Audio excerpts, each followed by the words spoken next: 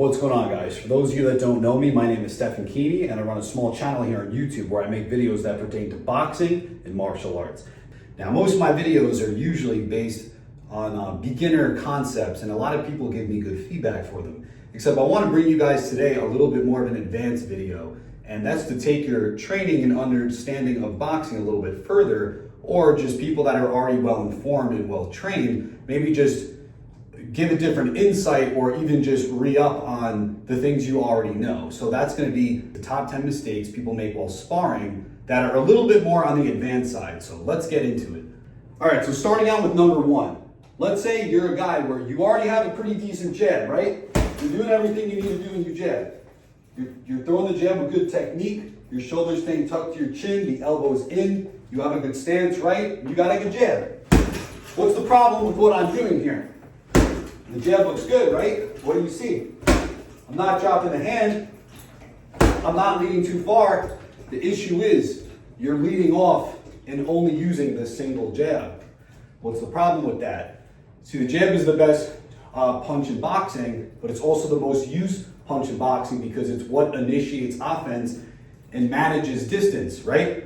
So it's also the most countered punch in boxing. Let's think about it. Most people train how to, slip the jab in different ways, how to parry it, catch it, and fire back. When you throw a single jab like that, although it's working for you, most likely you are asking the opponent to counter you. Now that's okay if you understand this concept and you understand that by you stepping in with the single jab, you could be drawing out their counter and seeing what their preferred counter is to the jab so that you can counter their counter. That's okay. But a better thing to do, especially when a guy's fresh and you first started, is you want to stick behind something like the double jab, right? Or you may want to add some feints, right? And then commit to the jab. Or, feint high, jab to the body. Try to not give him the same exact single jab, because that way you won't get countered so easily. Okay, the next advanced mistake I see people make. Let's say even if you have a great double jab, or just a great single jab, okay? What's the issue with this?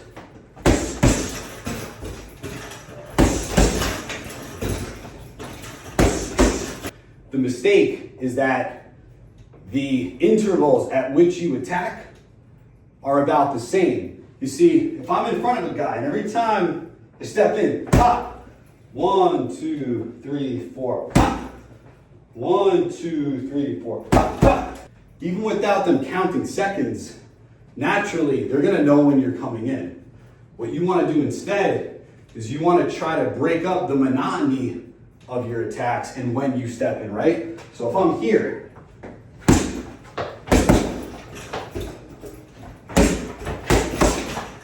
you see how the intervals at which when I attack, they're not the same. It's like I attack, step out, attack again, step out, move a little, step in, attack, right out, right back in.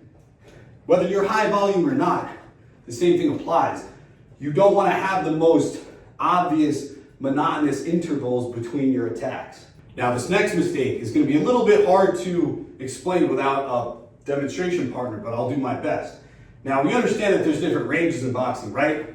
You can be very far out where you got to take a step in and hit and right back out. You can be in that mid-range where you're working and you can hit your opponent, but your opponent can hit you. And then you can be right toe-to-toe in that infighting where you're going to drop at your waist, your gloves are going to come up, and you're going to work on the inside. The mistake is that although we all train most ranges, there is times where despite a guy having his preferred range, they make it very obvious what their game is to the opponent. Let's say you're sparring someone for the first time ever, or it's some kind of a fight situation. Let's say you're an outboxer. You like being on the outside. When a guy gets inside of you, you got to accept that if he's got past your jab and he's in range, you may have to drop and sort of work your inside fighting just long enough to get yourself out. What you don't want to do is be over putting your hands on the guy, letting him be inside you, tying him up, and just sort of making it obvious that you're not comfortable at all with being on the inside. I made this mistake myself, where it's like, I throw a jab, a guy would get inside of me, and instead of me just accepting and getting more, my chin tucked, dropping down and getting my gloves up like so, I would just sort of be like, not accepting it, trying to post hit him, and they would just smother me, and I would give up space, they would take the same space, and they'd be under my arms. Now what I try to do is, which I recommend most people do, is that you need, even if you're an outside boxer, you need to work on the inside when you need to. A really good example of this is Caleb Plant, because he's pretty much a footwork out boxer type of fighter. But when guys get inside of him, he's able to work very nice and tight, and whether he lands combinations or not, he gives them something to keep them off of him until he's able to disengage and use his footwork again. So that's another very nuanced tip. All right, so this next tip pertains to when you're actually standing in front of an opponent and you're essentially squared up with them. Now, we all know that usually fighters will typically have a rhythm. Some fighters don't. Even someone like Floyd Mayweather, if he watches him, he really doesn't have too much of a rhythm. Where you'll see other guys like Manny Pacquiao, where their rhythm is almost extremely visible. Not predictable, but it's just very visible, okay? You can clearly see some guys, they kind of just walk, and other guys are very in a rhythm. And whether your rhythm is based off of your footwork, or your hands, you're probing, or you're rocking the side head movement, what you never want to do is, you don't want to develop a predictable rhythm. Now, what do I mean by that? Let's say, for an example, your rhythm is when you're in your stance, you like to play with loading weight on the front and back foot, like this. It wouldn't make sense to go spar or fight and only do that, back, forth, back, forth. It's extremely predictable. We know when the weight's on your left leg, your left hook is enabled. We know when the weight's on your rear leg a little bit, your right hand is enabled. For something like that, you would want to more so change it up, you know? If you're a head movement kind of guy from the outside, see how I'm just kind of rocking. I'm not like, I'm playing with different things. I'm feinting. I'm moving my head a little. I'm not keeping my head in one place. What I'm not doing is this. For the sake of beginners, sometimes you learn rhythm in that sense, but you don't want to do that, even with the feet for the most part. Like people talk about like, Soviet style, but truthfully, like you watch the Soviet guys, they're not just going like this the entire time. Because now I'm a human double end peg. You might, move, play with distance. Trust me, watch some of these fighters, you're going to see they break their own rhythm. They're not just here, okay? Try to break up your rhythm and don't get caught in that trap. Okay, so the next tip pertains to actually punching technique. Now, while you'd like to think that everyone has great punching techniques after a certain level, the truth is a lot of guys get a little bit fixed in their ways and they really forget to punch with knuckle. Now understand, even though you're in a boxing glove, the surface area at which you hit is pretty uniform. But the four knuckles on the inside are still separate from the fingers and the palm. And you see a lot of guys where they like to sort of slap their hooks. There's nothing wrong with that. Like there's different ranges. With the left hook, I can throw a long left hook or I can throw a tight left hook. But really what you don't want to do is you don't want to get in the habit of hitting with the fingers here. Right?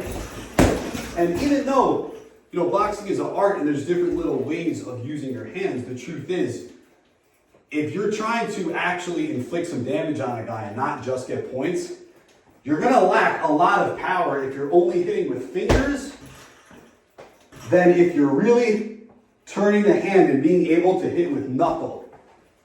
See how I'm throwing rather long hooks. They're not the most tight hooks, but I'm still hitting with knuckle regardless. That's knuckle. If I were throwing with fingers, they would land like this. You don't really want that, okay? So, like I said, another thing that you see at every high level, you want to hit with knuckles and try to maintain hitting with knuckles constantly.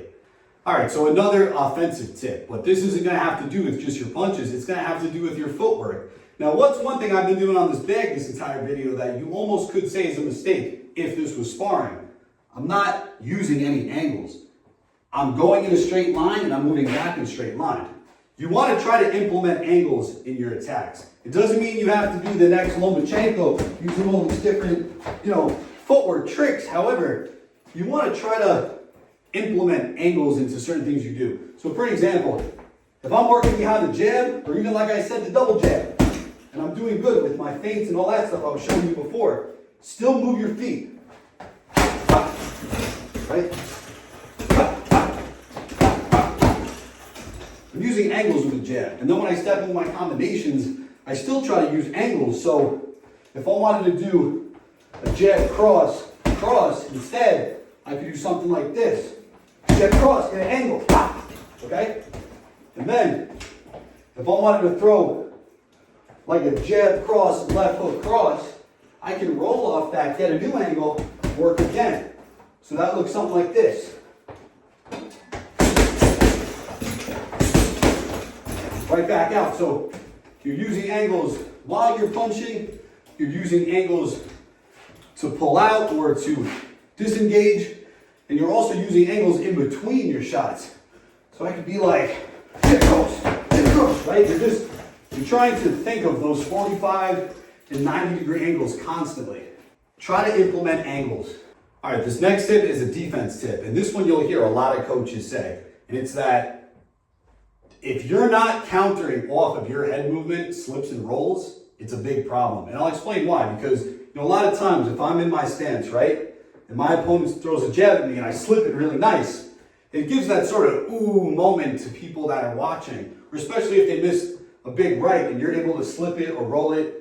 It looks good. They're missing the shot completely, but here's the thing. If you don't capitalize on that, like if you don't slip and quickly get a counter shot off of them, and they bring their hand back and recover their hand to their guard, and now they're back in front of you, your slip effectively meant nothing. Your roll effectively meant nothing. You see, we always say the objective is to hit and not get hit, but the truth is the two of them work interchangeably. You did the not get hit part, but you didn't hit back. And you see, it almost doesn't matter. And you see time after time where a guy will be having lots of great slips and rolls, but when he eventually gets hit by that one shot that hurts him, it's like, if you could have hit the opponent in the interval of time that you had to counter them, maybe you would have got the knockout or got the stoppage, and then that later big shot that caught you would have never ever, it would have ceased to ever exist, right? So you got to think of it like that. If you're in range and they throw the punch and you're able to slip, you want to counter them while you're in range. You don't just want to duck out and back out, or slip and hit an angle and back out. I mean, it's not the worst thing in the world. You don't have to look to counter every single time you use head movement, but it should be the ultimate goal. Sometimes it's not available. Sometimes a guy shoots a fast jab out, you're able to slip it, and the opportunity's lost, right? Sometimes the guy may throw a jab cross. You sort of just slip to one side and back and duck out. And it's good that you're being defensive. And when the guy's sharp especially, you're not going to always be able to counter these punches. But ideally, it's something you want to be looking to do.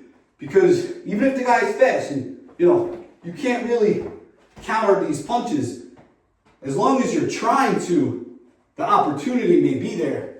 If it's not even in your mind to want to counter them and you're just trying to duck out, it's never going to happen. That's why when you're training, you're doing like a slip line or something like that, yeah, it's good to practice consecutive rolls. But you want to start trying to really bring in the hands to those rolls. Because that way, once you're actually sparring, even when you're tired, it's just going to be more ingrained in you, like, to try to do that. So don't just defend and duck out, or slip, roll, and just stay right in front of the guy. Try to counter back, if at all possible. All right, the next thing I want to go over is sometimes, although this is quite beginner, it can be considered an advanced mistake as well. Is after guys work, let's say they're sparring a guy, they throw some shots, maybe they want to disengage, they back up in a straight line, they get caught on the way out. Maybe they're teeing off on the guy, their hands are down in mid-range, they get hit. And then they try to move back and they get hit some more. You don't want to get hit basically on the way out. You want to be defensively responsible on your way inside. On the way out, move your head to get out or exit with the jab. You see, what's the problem with this? Not too much wrong with it, right? I was out of range. I stepped in with the jab cross. Maybe I had a left hook, and I stepped out. The problem is the same way I gave him something to think about on my way in, I didn't give him anything to think about on my way out, right? A better thing to do would be something like this. I'm putting that jab out there not to hurt him or sting him, but even just to get in his face as I'm moving out. So I seamlessly was able to step in, jab cross, and put a barrier between me and him as I got out.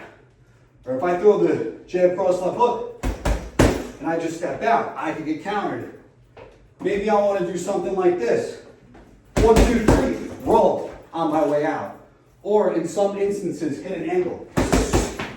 Okay, so there's a lot of different ways that can be interpreted. There's a lot of different scenarios. The main idea is just don't get hit on the way out, because after you threw some stuff, you just stepped out like nothing was going to happen to you. You got to imagine they're going to fire back as soon as your flurry is over. So if you're going in preemptively, like you're going to step in, throw, and step out, like you premeditated, have that idea, I'm going to step in and step out. The second that last punch hits and you ease off, they're going to want to fire back at you. You don't want that shot hitting you. You may get out of range for the next shots. You don't want that first shot hitting you, okay? So something to keep in mind. Keep yourself safe on the way in, keep yourself safe on the way out. All right, and this next tip is actually a counter-punching mistake. Now, one thing about counter-punching is that there's a lot of different ways you can do it, and usually it comes from either using a footwork technique, a head movement slip, or a defensive maneuver, or a block. And usually what guys will do is they take the shot and they fire back. In some better scenarios, you're able to sort of get your head off line and counter shots as they come. But I'm going to be talking about when you take the shot and you return. Now, that's not the worst thing in the world, right? A guy throws a shot at you, you defend it, and you're able to hit him before he gets his hand back to his face.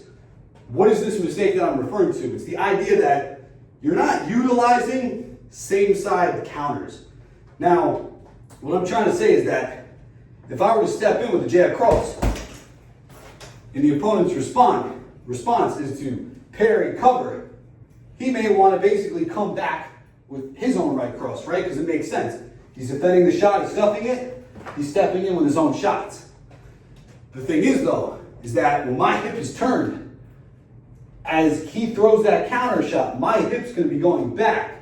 So I'm getting my left hip forward. And you'll see this sometimes in UFC fights where a guy is throwing with a cadence of a left, right, left, right. The other guy will defend, defend, defend, throw back, and they get into this very pointless war where both of their hips are swinging at the same speed and cadence, and they're just throwing, and it's like as one guy catches one shot, he's firing back the next shot, and the other guy's just sort of catching and throwing. You don't want to play that game. Sometimes what you want to do is throw the same side counter. So try to, I don't have a partner to demonstrate this, but try to, with like mirror image, imagine what I'm doing here. If someone wanted to throw a left hook at me, right? So they want to leap in. What I could do is I could, like I said, yield to that punch, come back with my own, but what may be even better is to sit on it, defend it, hit them on the same side. If they throw the right shot at me, instead of yielding to it, throwing back my own right side, I could stuff it, hit them on the inside. Show you guys a little closer, right? So I'm catching, going up. I'm catching, coming across. They throw the body shot at me. Defending, right in the uppercut. Defending, right in the uppercut. I could yield. I could yield and throw back, but ideally, you may have a better chance of hitting them before they get their hand back to their face by doing a same side counter. See what I'm saying? You get the idea. Just, it's okay to yield to shots and fire back, to cover and fire back, to pull your feet out and fire back. But sometimes you want to stand your ground and be able to sit on that shot and hit them off of the same side. You're guaranteed to have a much better chance of catching them that way. Now this last tip I saved for last because I feel like it maybe is the most important tip of all, because it's the most difficult to do while the game is in play, you're sparring or fighting hard and fast and maybe fatigued. It's that whenever you throw, let's say you're throwing a jab or you're throwing a cross, you're not paying attention at all to how this guy is defending it, dealing with it, or countering you. And that's the problem, because if I step in with a jab and I get popped a certain way, sometimes it's hard to tell what they did, but when you have boxing experience, you know what they did. You know if they touched it and came over the top. You know if they slipped it and cracked you with like an uppercut, for example, okay? You know if you go to jab to the head and they're beaming you in the body. Now, if you continue to step in with your same shot and you're not respecting that shot, that's a mistake on your part. So I'll give you an example, right? If every time I step in with a jab and I'm in this posture, right? My hand is here, my jab is out this way. I'm getting countered by a straight shot. A small adjustment I could make is I could maybe jab and get my right glove across. Because now I've been eating this straight punch, I'm anticipating something from the front. Or I could jab with my head offline, because they're countering me straight down the middle. So maybe I step in, jab my head offline, because I know it's coming, okay? If they are trying to throw a big shot every time I lead off with the jab, maybe I could feint that jab to get them to throw it, then I step in. So you're just collecting data. You always hear the term collecting data. What does that actually mean? It means that you're initiating, you're seeing what response they're going to throw, and then you're trying to adapt and counter their preferred counter. But you can't do that if you're not thinking about what it is they're doing, you know? If every time you jab, maybe they're a little bit longer than you, they're catching you with, let's say, something like a hook around the side of your jab, maybe jab and get your head down, and then weave into like a left hook or something like this. Because you keep eating this shot on your temple, they're kind of taking a piece of what they can get. Just roll, because you kind of know it's coming. Now, you can't always guarantee they're going to continue to use the same counter, but that's where that sort of chess match comes into play. But that pretty much sums it up. That video got a little long, but I really wanted to elaborate on the intricacies of these mistakes and why I feel they're mistakes and why even some of the best people do them. So whether you're a beginner, intermediate, or advanced, it's just good to know and maybe come back and reference this video to always remind yourself to not do these things, because truthfully, there's not a lot of things you can control in the ring when you're sparring or competing, but at the same time, there's a lot of things that you can at least control with yourself to give the opponent a less chance of hitting you back. So if you guys like the video, comment, share, subscribe, stay tuned for more, check out some of my other videos.